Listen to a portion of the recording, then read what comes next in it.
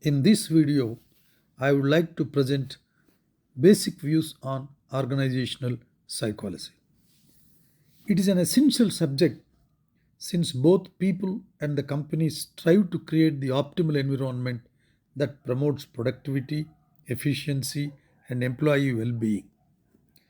It covers a very broad spectrum from one's beginning to the working life, including the retirement period. This has got a very vast spectrum because of which I will present certain basic views because to cover in a small period of time it will be very cumbersome to cover the entire aspect of organizational psychology.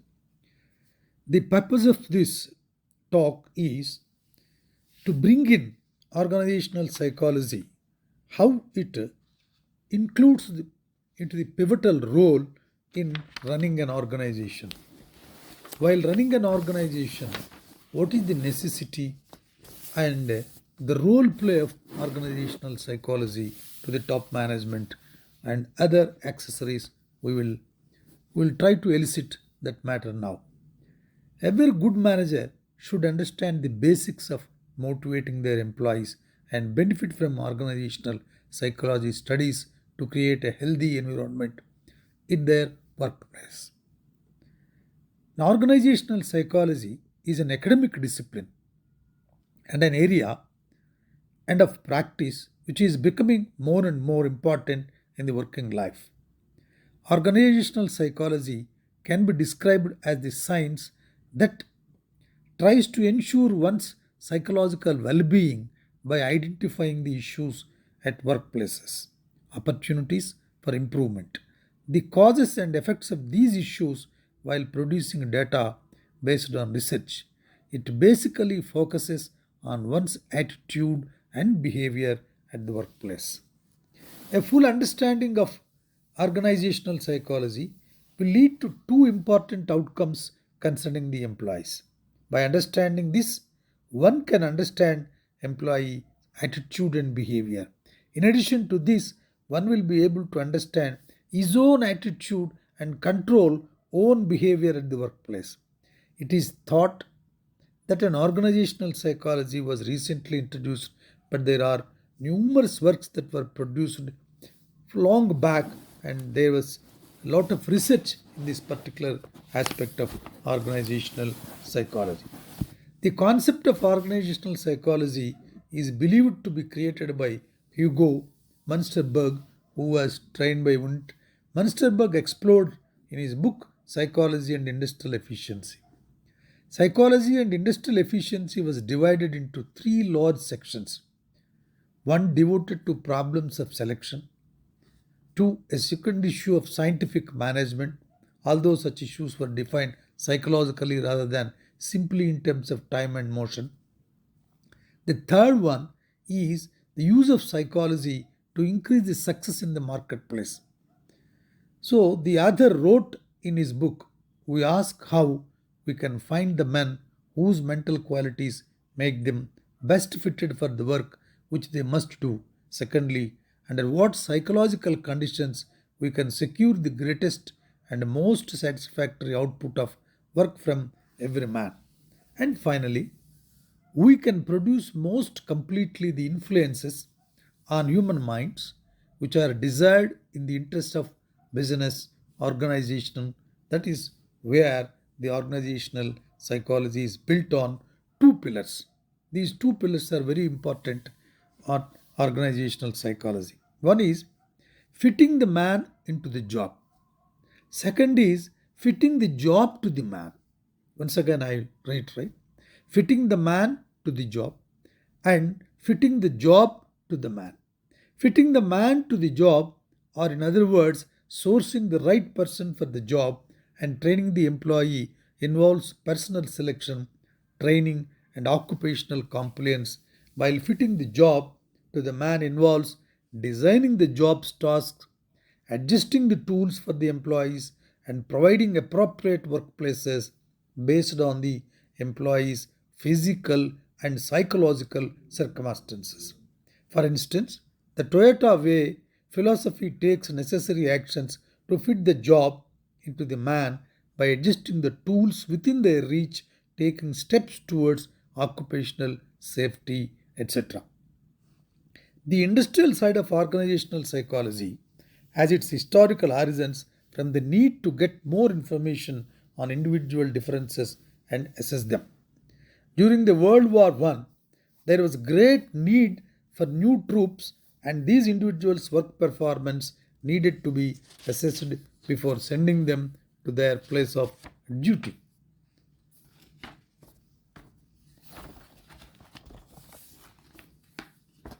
Let us discuss now about the scope of organizational psychology.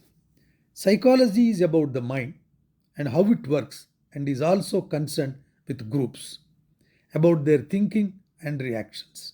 Organizational psychology is also known as industrial and occupational psychology and also as improve the overall efficiency of an organization by analyzing and implementing necessary tools in place. It studies everything that has an effect on the organization from the management styles to the employees' conditions. It tries to create optimal conditions for a good place in which the employees are in peace with the management, leading to better business, higher job satisfactions, and maximum efficiency. Organizational psychology is also concerned with conflicts at the workplace as well as psychological problems. It also deals mainly with the problem of communication in the organization. Studying the organizational structure of an organization from the perspective of organizational psychology is essential since it will bring improvements to the organizational structure and identify areas of improvement by constantly studying and analyzing. The main purpose of every business is to generate profits while maximizing overall efficiency and, of course, profit oriented or not, every organization will want to be as efficient as possible. Total quality management, total organizational development are important parts of an organization. Continuous organizational development can be achieved through organizational psychology studies. By studying the organization from the organizational psychology perspective, one can improve the effectiveness, productivity, and competitiveness of an organization while improving workforce efficiency, satisfaction, and motivation. Overall efficiency of an organization by studying the organization behaviors and identify issues that has negative effects on the organization. Organizational psychology tackles these issues by implementing training and development programs, performance appraisal programs, which will help identify the best person for a best job, suggest ideas that will be beneficial for the organization and the employees. A healthy relationship is the key to successful friendships, relationships, and this is also valid for organizations. Organizational psychologists teach management about how to select the right person for a particular job requirement and also set out the criteria through which they can be promoted. As a part of their activities, they have to conduct a lot of research and also come up with the right statistics so that their point can be implemented. And this is to an extent scope of the organizational psychology in the organization. As long as there is communication, openness, competency, and satisfaction in both sides, both management and the employees, the organization will produce positive results and employees will themselves aim for better at all times.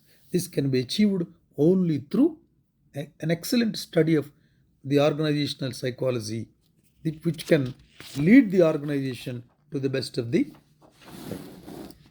There is a direct relation between the definition of job, working life, how to reach the objectives, and one's working life values, attitudes, and working conditions.